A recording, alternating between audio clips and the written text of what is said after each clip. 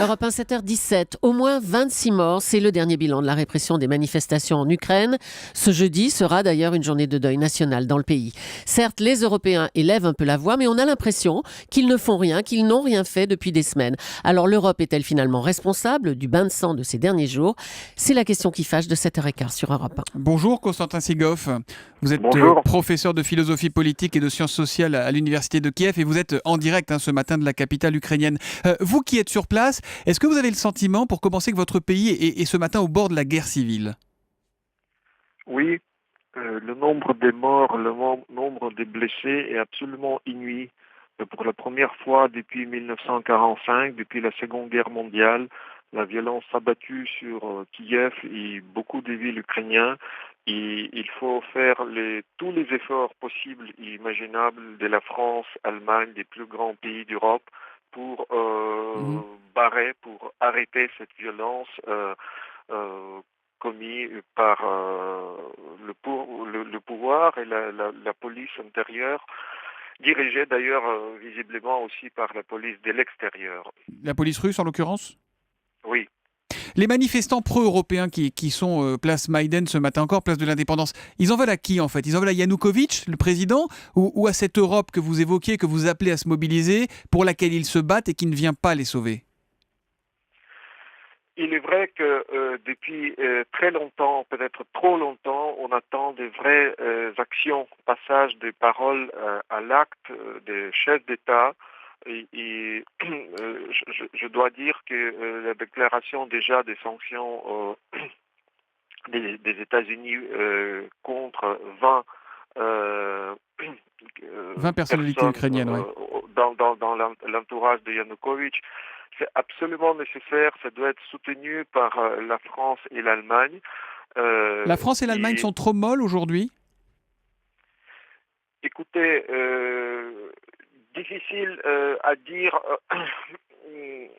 par rapport à la France en entier, mais il est vrai que le pouvoir doit tout simplement regarder en face ce qui se passe. Chaque matin, aujourd'hui aussi, nous devons dépasser un certain seuil de la peur, seuil du chantage exercé par Poutine vis-à-vis ses interlocuteurs. Il a téléphoné à Madame Merkel, il va téléphoner au président de la France. Il faut résister à son chantage. Et vous pensez, vous, qu'aujourd'hui, François Hollande, Angela Merkel ont peur de Vladimir Poutine, le redoutent? Écoutez, tout simplement, peut-être, ils n'ont pas l'habitude du conflit ouvert, d'une vraie guerre en matière d'information, diplomatie, économie, etc. Ils ont peut-être difficulté de reconnaître que la guerre est déjà déclarée contre eux et de répondre de manière adéquate. Mais il faut le faire.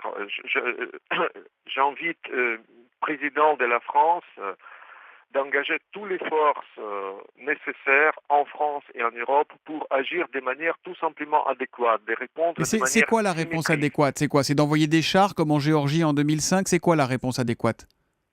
Aujourd'hui, d'ailleurs, non, il ne s'agit pas de chars, il s'agit tout simplement d'appliquer les lois qui existent en vigueur.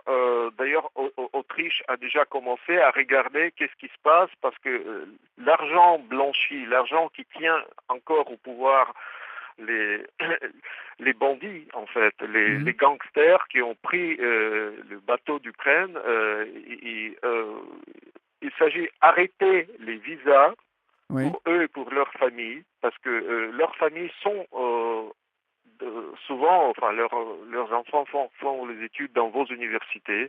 Donc arrêtez les visas, arrêtez les comptes en banque, regardez leur entreprise mixte en Occident et montrer ainsi qu'on ne va pas énième fois répéter leur inquiétude regardant les morts et les blessés à Kiev. D'ailleurs, c'est aussi nécessaire pour protéger les frontières de l'Union européenne et, je dirais, l'intégrité de l'Europe.